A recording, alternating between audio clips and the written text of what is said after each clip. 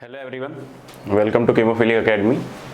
And आज मैं जो टॉपिक स्टार्ट करने जा रहा हूँ वो है थर्मोडायनेमिक्स। थर्मोडायनेमिक्स पहले भी रिकॉर्डेड था, लेकिन वो 2017 में रिकॉर्ड किया था जब फर्स्ट टाइम मैंने अपनी ज़िंदगी में थर्मोडायनेमिक्स पढ़ाई थी। वो तब का टॉपिक था। अब तो काफ़ी एक्सपीरियंस हो चुका है, इतने दिन मुझे पढ़ाते पढ़ाते हो गए। तो अब जो मैं थर्मोडायनेमिक्स तुम्हें देने वाला हूँ ना, वो मेरी लाइफ की भी बेस्ट है, सबसे बेस्ट थर्मोडायनेमिक्स देने वाला हूँ। एक एक डाउट कहीं से लेके कहीं से भी कहीं चले जाओ दुनिया में, थर्मोडायनेमिक्स में प्रॉब्लम नहीं आएगी तुम्हें, इस बात की गारंटी मैं देता हूँ। तो थर्मोडायनेमिक्स स्टार्ट करते हैं कि थर्मोडायनेमिक्स होती क्या है। देखो, दूसरी बात मैं तुम्हें सजेस्ट करना चाहूँगा कि थर्मोडायनेमिक्स के लिए एक सेपरेट कॉपी बनाओ, ठीक है? क्योंकि एक थर्मोडायनेमिक्स होती है, फिर ये मॉलिक्यूलर अप्रोच होता है। मॉलिक्यूलर नहीं मतलब क्लासिकल अप्रोच, एक बल्क अप्रोच होता है थर्मोडायनेमिक्स। इसको हम क्लासिकल थर्मोडायनेमिक्स, जो आज मैं पढ़ाने वाला हूँ वो क्लासिकल थर्मोडायनेमिक्स। एक दूसरी थर्मोडायनेमिक्स होती है जिसको हम स्टैटिस्टिकल थर्मोडायनेमिक्स बोलते हैं, आगे जाके आपको वो भी पढ़नी है। तो मैं तुम्हें सजेस्ट करूंगा कि अलग सेपरेट कॉपी बनाओ और उसी में पूरी थर्मोडायनेमिक्स, पहले क्लासिकल थर्मोडायनेमिक्स कंप्लीट करो, क्योंकि ये भी अप्रोक्स 200 से 250 पेजेस तक आएगी, पक्का आएगी, ठीक है? इतने पेजेस इसमें भरेंगे। तो तुम अगर ये सोच रहे हो कि मैं बीच से स्टार्ट कर लूँ, किसी के थर्मोडायनेमिक्स, किसी के कॉर्नर से स्टार्ट कर लूँ, तो वो नहीं हो पाएगा। अच्छा है कि जो भी नोट्स बना रहे हो, क्योंकि ये नोट्स आपके ज़िंदगी भर काम आने हैं, समझ रहे हो? हमें तुम कभी भूल नहीं पाओगे। ध्यान रखना, जो चीज़ टॉपिक पढ़ा दिया हमेशा तुम्हारी नसों में रहेगा कि हाँ मैंने ये टॉपिक मंजीत सर से पढ़ा, ये दीपक सर से पढ़ा, ये इस सर से पढ़ा। तो मैं तुम्हें यही सजेस्ट करूंगा कि अलग कॉपी बनाओ।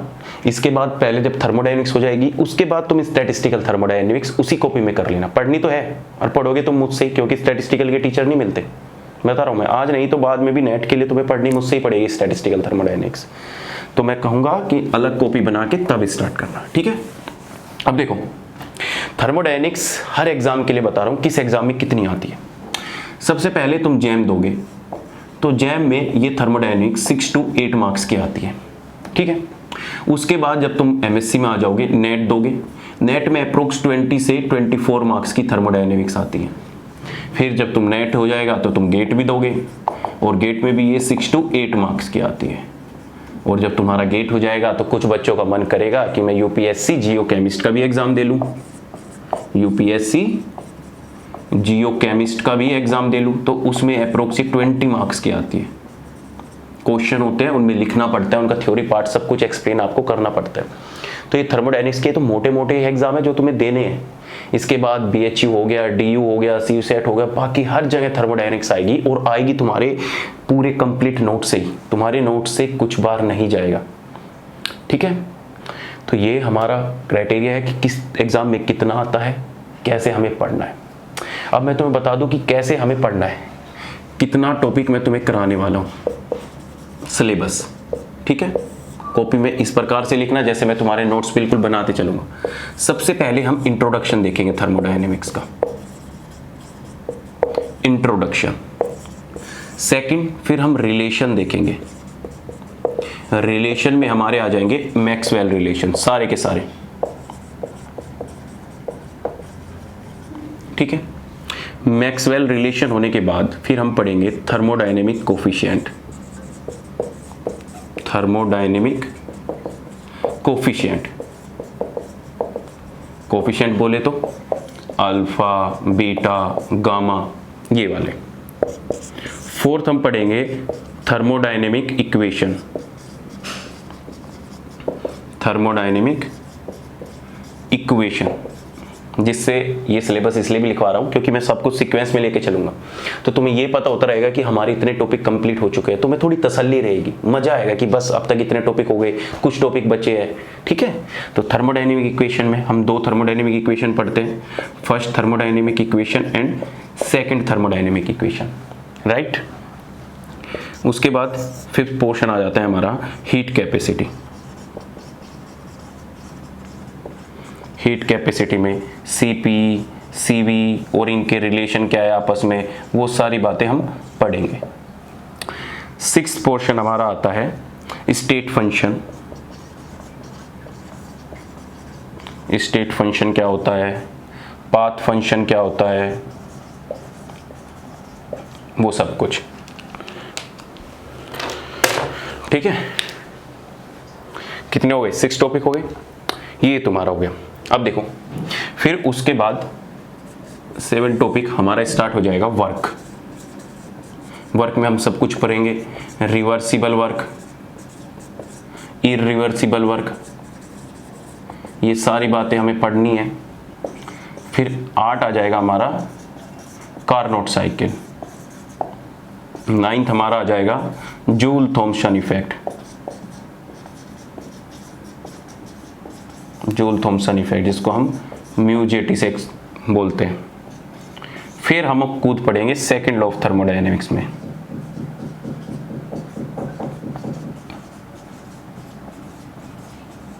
फिर हम कूद पड़ेंगे किसमें? सेकंड लॉ थर्मोडायनेमिक्स, जिसमें हम पूरा क्या पढ़ेंगे? एंट्रोपी कंसेप्ट पढ़ेंगे। सारा का सारा जितना भी एंट्रोपी कंसेप्ट है वो सारी चीज़ें हम यहाँ पे पढ़ेंगे। उसके एंट्रोपी से रिलेटेड मिक्सिंग के लिए क्या होती है, इंडिविजुअल के लिए क्या होती है, किसके लिए हम थर्मो निकालते हैं एंट्रोपी, वो सब कुछ heater low A to Z। ठीक है, कितने हो गए? 10 टॉपिक। इसी में ही मैक्सवेल रिलेशन में यहाँ पे डाल के लिख लेना। इसी पोर्शन में मैं स्पॉन्टेनिटी क्राइटेरिया भी बताऊंगा। स्पॉन्टेनिटी क्राइटेरिया, ठीक है, स्पॉन्टेनिटी क्राइटेरिया क्या होता है, क्योंकि पूरा मैक्सवेल बुक से ही ये सारी चीजें एक्सप्लेन हो जाती है। तो मैं सोचता हूँ कि जितने भी डेरिवेटिव पार्ट है, जितना भी याद रखने का तुम्हारा पार्ट है, वो स्टार्टिंग में करा दूं। लॉजिक क्या है इसके पीछे? चाहूं तो मैं इन चीज को उठा के बाद में भी कर सकता हूँ, इनको उठा के पहले भी कर सकता हूँ, लेकिन जब कभी भी तुम नोट्स पढ़ते हो ना, तुम हमेशा फर्स्ट पेज से स्टार्ट करते हो। और ये पोर्शन मुझे पता है बहुत ज्यादा एग्जाम में पूछा जाता है इन रिलेशन से, तो मैं हमेशा जब तुम पहले पेज से स्टार्ट करोगे तो मैं इनको पहले ही करा दूं, जिससे तुम्हारी ये चीजें अच्छे से क्लियर हो जाए और तुम्हें याद हो जाए। ठीक है, उसके बाद ये चलता रहेगा। कितना आ गए? 10 टॉपिक हो गई। फिर इसमें आ जाता है third law of thermodynamics.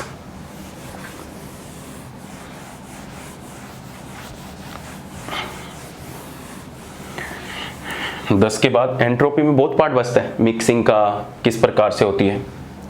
11वां topic तुम्हारा आ जाएगा थर्ड लॉ थर्मोडायनेमिक्स।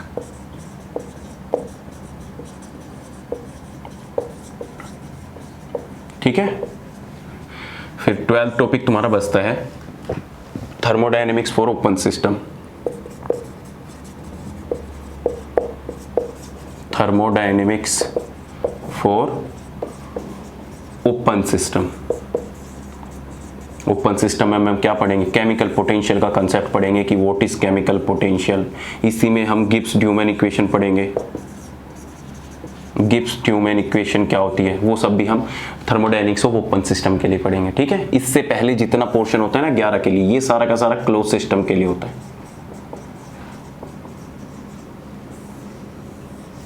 चलिए थर्ड 3 पे हम क्या पढ़ेंगे? और भी बचता है एक्टिविटी कंसेप्ट, एक्टिविटी कंसेप्ट और फुगैसिटी। फुगैसिटी कंसेप्ट क्या होता है, तो ये सारे मिला के पढ़ेंगे। 14 लास्ट में कुछ क्वेश्चन करा दूंगा। क्वेश्चन तो मैं साथ के साथ तुम्हें कराता ही चलूंगा। ठीक है, क्वेश्चन की टेंशन नहीं है, जो भी टॉपिक कराऊंगा उसके क्वेश्चन भी कराऊंगा जितने प्रीवियस ईयर में रिपीट हो रखे हैं। तो कुल मिलाकर इतनी सारी बातें हमें पढ़नी है। ठीक है, जो कुछ बातें होंगी वो साथ के साथ आगे आती रहेगी, या इसके बाद भी कोई और टॉपिक बचेगा तो मैं कंप्लीट करा दूंगा। तो यहाँ पर जाकर तुम्हारी क्या होगी? थर्मोडायनेमिक्स खत्म होगी। ठीक है, तो ये पॉइंट ऐसे ही रखना है। कुछ को बच्चों को बुक भी चाहिए होती है कि सर हम किस बुक से क्वेश्चन करें, तो मैं तुम्हें कंप्लीट एंटायर नॉलेज दे देता हूँ। ये तुम्हारा हो गया बुक की नॉलेज। सुन लो कि अगर तुम्हें बुक पढ़नी है, बुक जो मैं सजेस्ट कर रहा हूँ बुक के लिए सुन लो।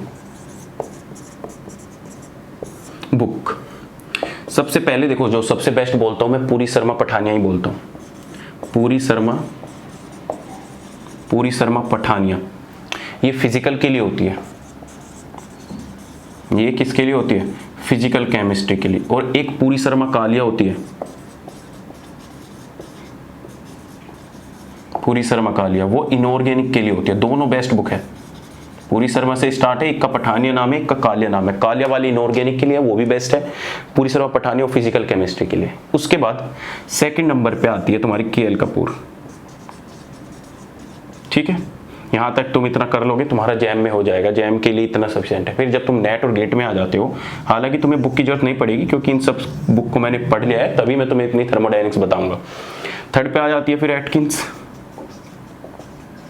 एटकिंस पढ़ने की जरूरत नहीं है थ्योरी, उसके क्वेश्चन लगा लो, एग्जाम्पल जो बुक के एग्जाम्पल होते हैं, क्योंकि जितनी भी स्टैंडर्ड बुक होती है, एग्जामिनर या कोई भी होता है, आईआईटी वाले, नेट वाले, वो सारे के सारे इन बुकों के एग्जाम्पल उठाते हैं, ठीक है ना, क्योंकि उन्हें भी एक आंसर की तैयारी करनी पड़ती है, उन्हें भी सॉल्यूशन देना पड़ता है, तो वो एग्जाम्पल उठाना ज्यादा प्रीफर करते हैं। ऐसे ही ऑर्गेनिक में होता है, वे ऑर्गेनिक के सोल्ड क्वेश्चन उठाते हैं, इन टेक्स्ट क्वेश्चन उठाते हैं, जिनसे उनके पास रेफरेंस हो और उनकी मैकेनिज्म अवेलेबल हो। तो थोड़ा दिमाग लगाया करो किस तरीके से एग्जाम होता है। एट के दूसरी बुक होती है एक एंजल रीड।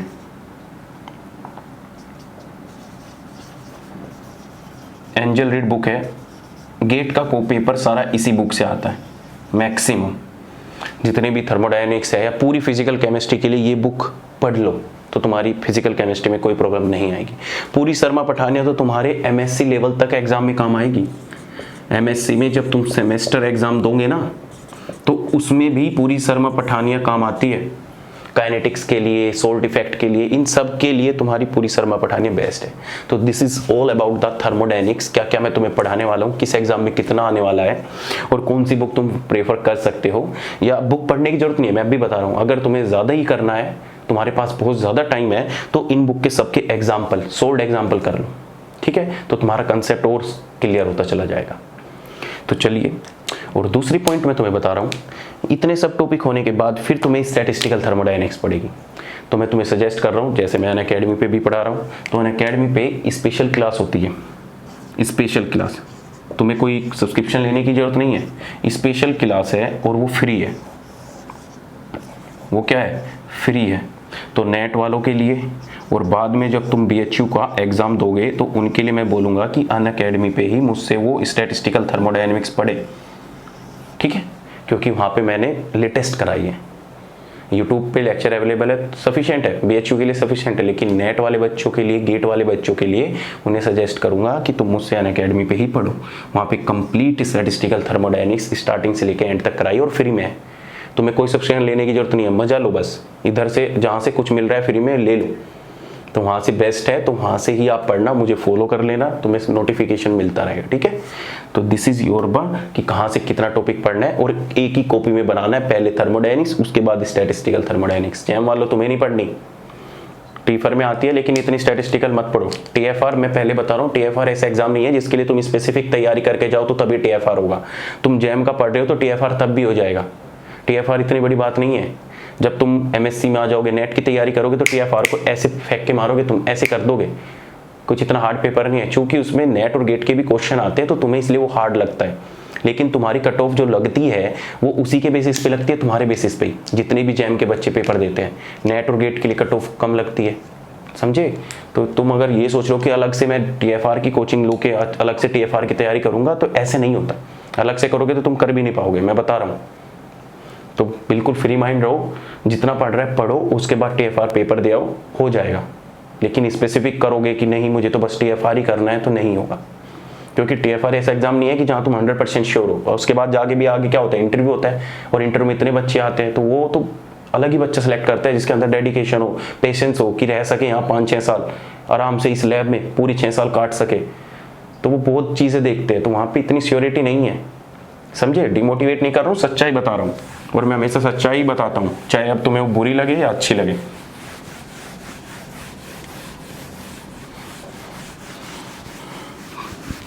चलो अब देखते हैं कि थर्मोडायनेमिक्स होती क्या है। देखो, थर्मो और डायनेमिक्स दो चीज़ है। थर्मो का मतलब हीट, एनर्जी, और डायनेमिक्स का मतलब होता है मोशन। इस दुनिया में दो चीज़ें होती है, एक होती है ट्रांसफर और एक होती है ट्रांसफॉर्मेशन। एक होती है ट्रांसफर और एक होती है ट्रांसफॉर्मेशन। ट्रांसफर और ट्रांसफॉर्मेशन में इतना अंतर है कि तुमने एक चीज को उठाया और दूसरी जगह रख दिया, दिस इज कॉल्ड ट्रांसफर, और तुमने एक चीज को उठाया और वो बीच में बदल कर दूसरी जगह पहुंच गई, उसको बोलते हैं ट्रांसफॉर्मेशन। तो हम कंप्लीट थर्मोडायनेमिक्स में क्या पढ़ते हैं, ट्रांसफॉर्मेशन ऑफ एनर्जी पढ़ते हैं। जब कभी भी तुम्हें कहीं ट्रांसफॉर्मेशन ऑफ एनर्जी दिख जाए, इसका मतलब हम थर्मोडायनेमिक्स पढ़ रहे हैं। बड़े सिंपल सा एग्जांपल उठाता हूं। तुमने क्या देखा होगा, मैटर लो, कोई भी मैटर बोले तो फ्यूल ले लो, ठीक है। तुमने फ्यूल लिया, पहले मैटर था, कोई कुछ नहीं था। जैसे ही तुमने कार इंजन में डाला, कार इंजन में डालते ही इस फ्यूल का क्या होगा, कंबशन होगा कि नहीं होगा। कंबशन होगा और कंबशन होने के बाद ये क्या प्रोड्यूस करेगा, हीट प्रोड्यूस करेगा, करेगा कि नहीं करेगा। फिर ये हीट किस में काम करेगा, मैकेनिकल वर्क में काम करेगा, और फिर इस मैकेनिकल वर्क से हम कौन सी एनर्जी ले लेते हैं, इलेक्ट्रिकल एनर्जी कन्वर्ट कर लेते हैं, या और भी मैकेनिकल वर्क कुछ भी कन्वर्ट कर लेते हैं। तो तुम ड्यूरिंग द प्रोसेस क्या देख रहे हो कि हमारा मैटर था, पहले कंबशन हुआ, कंबशन होने के बाद हीट में हुआ, हीट से मैकेनिकल वर्क में गया, मैकेनिकल वर्क से इलेक्ट्रिकल वर्क में गया। तो तुम क्या देख रहे हो, ट्रांसफॉर्मेशन हो रहा है एनर्जी का। एनर्जी कहीं लॉस नहीं हो रही। जो मैटर की एनर्जी थी वो फिर कंबशन के दौरान हीट में कन्वर्ट हो गई, फिर जो हीट की एनर्जी थी वो मैकेनिकल वर्क में कन्वर्ट हो गई, मैकेनिकल वर्क से फिर हमने इलेक्ट्रिकल वर्क कर लिया। देखते हो ना घर में लाइट जलती है, गाने चलाते हैं, वो सब इलेक्ट्रिकल वर्क है। वो कहाँ से होता है, बैटरी भी रखी होती है, वहाँ पे केमिकल एनर्जी इलेक्ट्रिकल एनर्जी में कन्वर्ट हो जाती है। तो हर चीज का जो ट्रांसफॉर्मेशन है ना, वन फॉर्म से अनदर फॉर्म, उसी को हम थर्मोडायनेमिक्स बोलते हैं। अब तुम ड्यूरिंग द प्रोसेस ये चीज भी नोटिस कर रहे होगे कि एनर्जी कहीं भी लॉस नहीं हो रही, बस कन्वर्ट हो रही है, एक फॉर्म से दूसरी फॉर्म में, दूसरी फॉर्म से तीसरी फॉर्म में, तीसरी फॉर्म से चौथी फॉर्म में कन्वर्ट होती जा रही है, लेकिन एनर्जी का लॉस नहीं हो रहा। और यही हमारा फर्स्ट थर्मोडायनेमिक्स लॉ था कि energy can neither be created nor be destroyed, क्योंकि एनर्जी कंजर्व है, एनर्जी को हम डिस्ट्रॉय नहीं कर सकते। अगर तुमने हीट में एनर्जी को रख लिया तो मैकेनिकल वर्क में कन्वर्ट हो जाएगी। एनर्जी एक फॉर्म से दूसरे फॉर्म में कन्वर्ट हो सकती है, लेकिन लॉस नहीं हो सकती। एनर्जी प्रेजेंट रहेगी, जितनी एनर्जी ली वो तुम्हें मिलेगी, चाहे वो सराउंडिंग में मिले या सिस्टम में मिले, कहीं भी मिले, एनर्जी कंजर्व ही रहेगी। यही हमारा सिंपल सा फर्स्ट थर्मोडायनेमिक्स लॉ था। तो इलेक्ट्रिकल वर्क में कन्वर्ट हो गया। अब तुम्हें तो दो चीज और कंफ्यूज करती है। पहली चीज क्या, एक होती है एनर्जी, एक होता है वर्क, और एक होता है हमारा हीट। अगर मैं तुमसे एक बात पूछूं कि बता भाई एनर्जी में, वर्क में और हीट में क्या डिफरेंस है, तो तुम सेकंड नहीं लगाओगे, बोल दोगे कि sir work is the form of energy, और बोल दोगे heat is the form of energy, और एनर्जी तो एनर्जी है ही। मैं कहूंगा वाह कमाल कर दिया तूने, तो अद्भुत, मजा ला गया। अगर एक बात बता, एक इंसान के दो बेटे हैं, एक का नाम चंगू, एक का नाम मंगू, दोनों की शक्ल सेम है, तो क्या वो दोनों के नाम सेम नहीं रख सकता था? वैसे भी हमें कौन सा पता लग रहा है कि कौन सा चंगू है कौन सा मंगू? वो नहीं बोल सकता था कि मेरे दो बेटे हैं, दोनों का नाम मंगू है। भाई कुछ ना कुछ तो डिफरेंस रहा होगा ना, तभी तो चीजें होती है। तुम क्या बोलते हो कि एनर्जी ही वर्क है, वर्क ही एनर्जी है, हीट ही एनर्जी है, एनर्जी ही वर्क है। हीट पूछोगा तो हीट भी वर्क है सर। तुम तो सब कुछ क्या बता दोगे, तीनों फॉर्म को एनर्जी बता दोगे। तो मैं तुम्हें एक सिंपल सा बड़ा आइडिया दे देता हूँ। अभी एक्सप्लेन नहीं कर रहा, ये चीज़ एक्सप्लेन करूंगा। मैं तुम्हें बोल दूं, क्या तुमने कभी देखा है कि ए भाई इस बर्तन में 2 किलो जूल वर्क रखा है, ए भाई इस बर्तन में 2 किलो जूल वर्क रखा है, ए भाई इस बर्तन में 2 किलो जूल हीट रखी है, इसको टच मत करना, मैं बाद में करूंगा। कभी सुना है तुमने? अरे कभी वर्क को, हीट को स्टोर कर सकते हो? नहीं कर सकते। कभी नहीं सुना होगा जिंदगी में कि इसमें 2 किलो जूल वर्क रखा है, लेकिन तुमने ये सुना होगा कि हाँ इसमें एनर्जी है, इसमें 2 किलो जूल एनर्जी है, हम इसको यूज कर सकते हैं। लेकिन कभी ये नहीं सुना होगा कि इसमें 2 किलो जूल वर्क है और हम इसको यूज करके कुछ कर सकते हैं, नहीं सुना होगा। तो होता क्या है कि एनर्जी एक अलग चीज है और वर्क और हीट दो अलग चीज है। अब तक तुम्हारे कंसेप्ट जो 11वीं क्लास से बने थे उन्हें भूल जाओ। ये दोनों की दोनों डिफरेंट चीजें हैं। कैसे जन्म लेती है, क्या लेती है, वो सब कुछ मैं तुम्हें डिटेल में एक्सप्लेन करूंगा। अब दूसरी चीज होती है कि वर्क और हीट। वर्क का तुम्हें लगता है कि बस वर्क तो एक ही वर्क होता है और तुम बचपन से एक ही वर्क पढ़ते आ रहे हो, कौन सा? PDV work. क्या होता है? पीडीवी। भाई तुमने क्या पढ़ा? एक्सपेंशन वर्क पढ़ा, कंप्रेशन वर्क पढ़ा। तुम्हें तो ये लगता है कि वर्क बस एक ही है, लेकिन हम वर्क को बहुत तरीके से कर सकते हैं। देखना किस तरीके से। मेरा जो लेक्चर होगा बिल्कुल वेब सीरीज की तरह होगा। एक चीज, एक चैप्टर, एक जो लेक्चर होगा दूसरे लेक्चर से कनेक्टेड होगा। अगर तुमने एक लेक्चर मिस किया तो फिर तुम दूसरे को समझ नहीं पाओगे, दूसरे को मिस किया तीसरे को नहीं समझ पाओगे। तो सब कुछ सीक्वेंस में चलेगा तो तुम्हें बहुत मजा आएगा। होता क्या है कि अगर मैं तुमसे पूछने लगूं वर्क और एनर्जी की बात पूछने लगूं, तो एनर्जी होती है the tendency to do work. ध्यान से सुन लो, the tendency to do work, मतलब वर्क करने की जो टेंडेंसी होती है उसको हम एनर्जी बोलते हैं। और वर्क जो हम कोई काम कर रहे हैं, कोई प्रोसेस कर रहे हैं, उसको हम वर्क बोलते हैं। या सिंपल दूसरी भाषा में बोलूं कि एनर्जी क्या है? जिसको हम स्टोर कर सकते हैं, और एनर्जी को एक जगह से दूसरी जगह ट्रांसफर करने के लिए जो मेथड यूज होता है उसको वर्क बोलते हैं। Work is the mode of transformation of energy, work is not a energy. समझ रहे हो? फिर तुम कहोगे सर एनर्जी इसकी यूनिट तो जूल ही होती है वर्क की। मैं कहूँगा हाँ होती है। तुम क्या कर रहे हो, इनिशियल प्रोसेस पे एनर्जी ट्रांसफर कर रहे हो यहाँ से यहाँ तक। तो पहले भी एनर्जी की यूनिट जूल थी और बाद में भी एनर्जी की यूनिट जूल ही है। तो हम ट्रांसफर क्या कर रहे हैं, जूल ही तो ट्रांसफर कर रहे हैं। तो वर्क को हम किस में मेजर करते हैं, जूल में मेजर करते हैं। वर्क भी बहुत तरीके के होते हैं, हम कितने भी तरीके से एनर्जी को ट्रांसफर कर सकते हैं वर्क के दौरान। कैसे, अभी वो डिटेल में डिस्कस करूंगा बाद में, पर अभी आइडिया दे रहा हूं। वर्क भी बहुत होते हैं। तुमने वर्क बस एक वर्क पढ़ा है, एक्सपेंशन वर्क। तुमने क्या पढ़ा है, सिर्फ एक्सपेंशन वर्क। क्या होता है, work done equal to minus के पी डीवी। चलो और चीजें बताता हूं। इसकी ऐसा यूनिट क्या होती है, प्रेशर की pascal.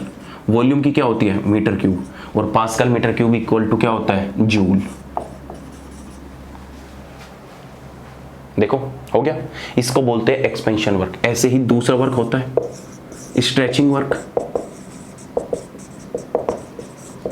Stretching work, stretching work में क्या बोलते हो, बोलो। फोर्स इंटू डीएल कितना होगा, L1 से L2। स्ट्रेच करते हो ना किसी लाइन को, उस पर कितना वर्क करना पड़ा। किसी भी वायर को ले लो या किसी भी रबड़ को ले लो, उसको स्ट्रेच करोगे तो उसमें कुछ ना कुछ वर्क करना पड़ेगा। और उस वर्क को हम कैसे निकालते हैं, फोर्स इंटू डीएल की हमने कितनी फोर्स अप्लाई की और कितने उसमें डीएल में चेंज हुआ, उसी को हम वर्क बोल देते हैं। तो इसकी देखो, फोर्स की यूनिट क्या होती है, न्यूटन। इसकी यूनिट क्या होती है, मीटर। तो न्यूटन मीटर भी इक्वल टू क्या होता है, जूल होता है। समझ रहे हो, ये एनर्जी कन्वर्जन भी तुम्हारे साथ के साथ हो रहे हैं। तीसरा, तुमने देखा होगा सरफेस केमिस्ट्री में, मैं तुम्हें सरफेस एनर्जी पढ़ाई होगी। सरफेस एनर्जी या तुम कह सकते हो सरफेस वर्क पढ़ाया होगा। तो किस तरीके से पढ़ाया था कि सरफेस टेंशन इनटू एरिया और यहां से A1 से A2 इक्वल टू, देखो सरफेस टेंशन क्या होता है, force acting per unit area होता है कि नहीं होता, force acting per unit area. तो इसकी यूनिट कितनी हो जाएगी, force acting per unit length. Surface tension, sorry surface tension क्या होता है, force acting per unit length हो जाएगा। तो जब इसकी यूनिट यहाँ पे रखोगे फोर्स इंटू डीएल, तो इसका न्यूटन, इसका मीटर और इसका होगा मीटर स्क्वायर। मीटर से मीटर कट जाएगा, बचेगी क्या यूनिट, न्यूटन मीटर ही तो बचेगी। और न्यूटन मीटर इक्वल टू क्या होता है, जूल ही होता है। इसी से हमारा क्वेश्चन जैम में आया था। जैम 2018 या 19 में इसी फॉर्मूले से क्वेश्चन आया था। उसने सरफेस वर्क पूछा था, क्या दे रखा था, सरफेस टेंशन दे रखा था, और वर्क पूछा था या सरफेस एनर्जी पूछी थी। तो दोनों का फॉर्मूला सेम ही होता है। सरफेस टेंशन इनटू एरिया कर दो तो तुम्हारी न्यूटन मीटर में आ जाएगी, और newton metre equal to joule ही होता है। बताओ क्लियर है बात। ऐसे ही फोर्थ क्या होता है, इलेक्ट्रिकल वर्क भी हो सकता है, बहुत सारे वर्क हो सकते हैं। इलेक्ट्रिकल वर्क, इलेक्ट्रिकल वर्क कैसे निकालते हो, इस तरीके से, potential difference into D Q, charge. तो इसका तुम क्या कर सकते हो, चार्ज Q1 से Q2। तो इसकी यूनिट क्या होगी, पोटेंशियल को किस में यूज मेजर करते हो, वोल्ट में। इनटू चार्ज को किस में करते हो, C में। तो वोल्ट कॉलम को भी हम क्या बोलते हैं, जूल ही बोलते हैं। तो हमारा वर्क किसी भी फॉर्म में हो सकता है, हमारी एनर्जी ट्रांसफॉर्मेशन किसी भी फॉर्म में हो सकते हैं। तुम्हारे सामने है, तुमने सिस्टम पे अब तक एक्सपेंशन वर्क पढ़ा है, बिल्कुल सही है, तो वहां पे भी वर्क हो सकता है। तुम्हारा स्ट्रेचिंग वर्क भी हो सकता है। तुम्हारा surface energy, force acting per unit length, वहां पे भी कुछ ना कुछ वर्क हो सकता है। तुम्हारा इलेक्ट्रिकल वर्क भी हो सकता है। इन सारे प्रोसेस में एनर्जी ट्रांसफॉर्मेशन होती है, और ये सारे के सारे हमारे थर्मोडायनेमिक्स में आते हैं। और मजे की बात यह है कि तुम्हारे, अगर तुमसे कोई पूछ ले pascal metre cube equal to क्या होता है, तो वो जूल ही होता है। न्यूटन मीटर इक्वल टू भी जूल होता है, और वोल्ट कॉलम इक्वल टू भी जूल ही होता है। इनके ऊपर न्यूमेरिकल आएंगे, आने वाले टाइम में किसी ना किसी फॉर्मूले पे पक्का न्यूमेरिकल आएंगे। इस पर तो आ चुका है, इस पर तो न्यूमेरिकल बहुत आते हैं तुम्हारे, जैम से लेके नेट तक। इसके ऊपर भी तुम्हारे जैम और नेट में आते हैं। ये दोनों बचे हैं, ये दोनों, इन दोनों पे गेट में या जैम में पक्का न्यूमेरिकल आएंगे, ध्यान रख लेना। तो इन फॉर्मूलों को मैं अगर ऐसे लिखवा रहा हूं तो इसका मतलब ये नहीं कि बस ऐसे हवा में लिखवा रहा हूं, इसलिए कि इनके ऊपर आने वाले टाइम में न्यूमेरिकल बनेंगे, क्वेश्चन तुमसे पूछेंगे। और ये चारों के चारों जो क्वेश्चन है उठाई है न्यूमेरिकल, ये एंजल रीड में है। वो फोर्थ बुक नहीं लिखवाई थी, उसी बुक में मेंशन है ये। समझ रहे हो बात। तो इनको लिखते रहना। तो हम वर्क कितने भी तरीके से कर सकते हैं, पॉइंट क्लियर है। अब होता क्या है कि इनिशियली जो हमारा मैटर था, हमने सारी कहानी मैटर से स्टार्ट की, राइट भाई, मैटर से हमारा कार इंजन में गया, कंबशन हुआ, कंबशन से मैकेनिकल वर्क हुआ, मैकेनिकल से इलेक्ट्रिकल वर्क हुआ, इतने टाइप के वर्क हुए। लेकिन कहानी स्टार्ट कहां से हुई? मैटर से हुई। तो हम पहले मैटर को पढ़ लेते हैं। भाई मैटर दोनों तरीके का हो सकता है, एक मैक्रोस्कोपिक और एक माइक्रोस्कोपिक। मतलब कि हम मैटर को बल्क भी ले सकते हैं और हम मैटर को मॉलिक्यूल भी ले सकते हैं। भाई दोनों तरीके से हम डिफाइन कर सकते हैं। तो जब हम किसी मैटर की बल्क स्टडी करते हैं, जब हम किसी मैटर की बल्क स्टडी करते हैं, ध्यान रखना बहुत काम की बात तुम्हें बताने वाला हूं। जब हम किसी मैटर की बल्क में स्टडी करते हैं, उस मैटर को हम क्लासिकल थर्मोडायनेमिक्स में पढ़ते हैं। क्लासिकल थर्मोडायनेमिक्स, क्लासिकल थर्मोडायनेमिक्स की हमने कोई मैटर ले लिया, उसकी सारी प्रॉपर्टी हमारे सामने डिफाइन होगी। जैसे एग्जैक्ट प्रॉपर्टी हमें पता होगी। जैसे मैं तुम्हें बोल दूं कि हमारे पास एक कंटेनर है और उस कंटेनर में पानी भरा हुआ है।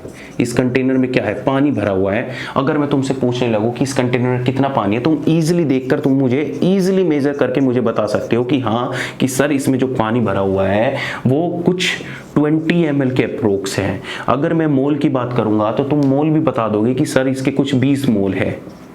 ऐसे रैंडम बोल रहा हूं। अगर तुमसे प्रेशर की बात करेंगे तो तुम कहोगे कि चल अगर वाटर वेपर फॉर्म में होगा तो मैं इसका प्रेशर भी बता दूंगा कि 1 atm या 2 atm है। इनफैक्ट तुम इसका टेम्परेचर भी बता दोगे कि इसका टेम्परेचर कितना है। ठीक है, जैसे तुमने 298 केल्विन मान लिया, 25 डिग्री सेल्सियस पे रखा हुआ है।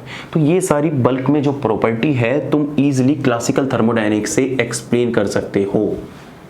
लेकिन अगर मुझे इन्हीं प्रॉपर्टीज को माइक्रोस्कोपिक लेवल पे पढ़ना है, भाई मैटर तो दोनों तरीके का हो सकता है कि हम मैटर की बल्क में स्टडी कर सकते हैं, तो हम क्लासिकल थर्मोडायनेमिक्स में ओवरव्यू लेकर उसकी स्टडी करते हैं। लेकिन अगर हमें मैटर को माइक्रोस्कोपिक लेवल से पढ़ना है, माइक्रोस्कोपिक लेवल, तो इसकी स्टडी हम क्वांटम मैकेनिक्स तरीके से करते हैं। क्वांटम मैकेनिक्स तरीके से करते हैं। इसी में हम स्टैटिस्टिकल थर्मोडायनेमिक्स पढ़ते हैं। इसी में हम क्या पढ़ते हैं? Statistical thermodynamics. स्टैटिस्टिकल थर्मोडायनेमिक्स क्या करती है? ध्यान से सुन लो। जो इसके फैक्ट एक्सप्लेन होकर आते हैं, जो क्लासिकल थर्मोडायनेमिक्स का रिजल्ट आता है, वो सारा का सारा क्यों आता है, ये बात हमें स्टैटिस्टिकल थर्मोडायनेमिक्स बताती है। भाई अगर हम छोटी सी चीज को पढ़ रहे हैं और इसी का हम बल्क बना रहे हैं, तो बल्क होने के बाद इसकी प्रॉपर्टी चेंज थोड़ी ना हो जाएगी। भाई कुछ प्रॉपर्टीज चेंज होती है, वो हम क्वांटम में देखेंगे, लेकिन कुछ चीज तो सेम ही रहेगी। भाई अगर कोई मान लो कि एक पेड़ है, वो 1 सेंटीमीटर पर डे के हिसाब से बढ़ रहा है, तो पहले तो वो छोटा था, लेकिन जैसे जैसे वो बढ़ता चला जाएगा तो उसकी ग्रोथ तो सेम ही होती रहेगी ना। 1 centimetre per day, 1 centimetre per day, इस तरीके से ग्रोथ होती जाएगी। तो कुछ ऐसी प्रॉपर्टीज जो हमारी क्वांटम मैकेनिक्स को और क्लासिकल को, मतलब एक बल्क प्रॉपर्टीज को और एक माइक्रोस्कोपिक प्रॉपर्टीज को के बीच में जो कनेक्शन पैदा करती है, जो इन दोनों को जोड़ती है, उसी को हम स्टैटिस्टिकल थर्मोडायनेमिक्स बोलते हैं। डिफरेंस क्या है? डिफरेंस ये है कि तुमने यहाँ पे वाटर मॉलिक्यूल को बल्क में लिया, लेकिन हम यहाँ पे जब वाटर को लेंगे तो एक वाटर लेंगे। हमने कहा कि चल स्टैटिस्टिकल के पास गए कि तेरे पास भाई पानी है, तो तू बता इसको कैसे पढ़ेगा। तो वो बता इसके बारे में क्या बताएगा? पहले जाते बोलेगा कि बता भाई कितने एटम है। सबसे पहले वो एटोमिसिटी देखेगा, एटोमिसिटी देखेगा कि कितनी है, कि भाई 3 वाटर मॉलिक्यूल है। फिर वो कहेगा कि अच्छा ये बता कि पोलर है कि नॉन पोलर है, कि पोलर है कि नॉन पोलर है। वो सारी चीजें यहाँ पे कंसीडर होगी, तो हम बोल देंगे कि भाई पोलर है। फिर कहेगा कि बॉन्ड एंगल कितना है, क्या वाटर मॉलिक्यूल कोई हाइड्रोजन बॉन्डिंग बना रहा है या क्या बना रहा है। हर एक चीज को हम एक एटम लेवल पर पढ़ते हैं और फिर इन्हीं एटम का हम बल्क में बनाते हैं, और बल्क में बनाने के बाद फिर हम उसको क्लासिकल स्टडी करते हैं। बात क्लियर है? कोई नहीं, थोड़ी एडवांस लग रही होगी, समझ रहा हूं, कोई दिक्कत नहीं, ध्यान रखो, टेंशन कुछ नहीं है। इस चीज में जो हमारी एक एटम की प्रॉपर्टीज को जो एक्सप्लेन करता है, उसको हम पार्टीशन फंक्शन बोलते हैं। उसको हम पार्टीशन फंक्शन बोलते हैं। क्या बोलते हैं? Partition function. और पार्टीशन फंक्शन इक्वल क्यों इक्वल टू होता है? समीशन GI e⁻⁻k⁰ इसको हम पार्टीशन फंक्शन बोलते हैं। कुछ याद करने की जरूरत नहीं है, बस तुम्हें मैं रिलेशन बता रहा हूं कि जब हम क्लासिकल से स्टैटिस्टिकल पे कूदेंगे, क्योंकि स्टैटिस्टिकल में ही पढ़ाऊंगा तो तुम्हें और ज्यादा मजा आएगा।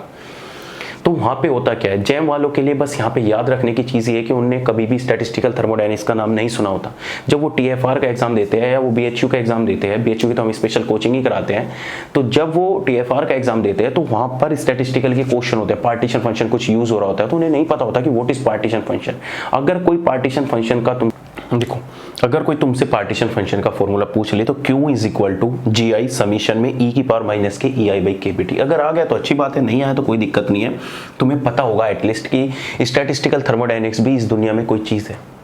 अपने आसपास, तुम मुझसे कोचिंग ले रहे हो, अपने आसपास अपने दोस्तों से या किसी से भी पूछ लेना कि भाई पार्टीशन फंक्शन का नाम सुना है, पता ही नहीं होगा कहाँ यूज़ होता है।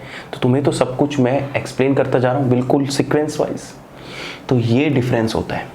अब हमारे पास हमें ये पता लग गया कि थर्मोडायनेमिक्स होता है ट्रांसफॉर्मेशन ऑफ एनर्जी, बात क्लियर है। हमने वर्क का पता कर लिया कि जो ट्रांसफॉर्मेशन ऑफ एनर्जी होती है उसमें कुछ वर्क होता है, और वर्क क्या करता है, mode of transfer of energy का फंक्शन करता है। फिर सेकंड तरीके से हमने क्या पढ़ लिया, मैटर पढ़ लिया कि भाई मैटर को हम दो तरीके से पढ़ सकते हैं, कि हम उसकी बल्क में स्टडी कर सकते हैं और उसकी हम माइक्रोस्कोपिक लेवल पर स्टडी कर सकते हैं। तो यहाँ पर जब हमने माइक्रोस्कोपिक लेवल पे की तो हम इसको क्लासिकल थर्मोडायनेमिक्स में पढ़ते हैं, और जो हम एटॉमिक लेवल पर पढ़ते हैं, मोलिकुलर लेवल पर पढ़ते हैं, तो हम उसको स्टैटिस्टिकल अप्रोच से पढ़ते हैं। अब होता क्या है, इन दोनों चीज़ों में जो एक बात कॉमन है ना, एक बात कॉमन ये है कि अगर हमारे पास कोई मैटर है, वो मैटर ऐसे रखा हुआ है, ऐसे खुले में रखा हुआ है, तो हम उसके ऊपर स्टडी नहीं कर सकते।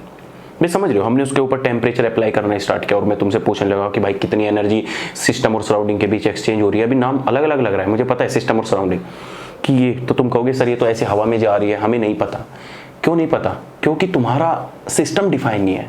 तुम जिस पर वर्क करना चाह रहे हो एक पर्टिकुलर एरिया, भाई जैसे अखाड़ा होता है, जैसे क्रिकेट का मैदान होता है, कुछ ना कुछ बाउंड्री फिक्स होती है ना, भाई यहाँ पर इतने 70 सेंटीमीटर मारेगा तो छक्का जाएगा, नीचे जाएगा तो चौका जाएगा, ऊपर से और चला जाएगा तो छक्का चला जाएगा, हम भाग कर लेंगे, एक रन लेंगे, सब कुछ फिक्स होता है ना। ऐसे ही थर्मोडायनेमिक्स में सब कुछ फिक्स है।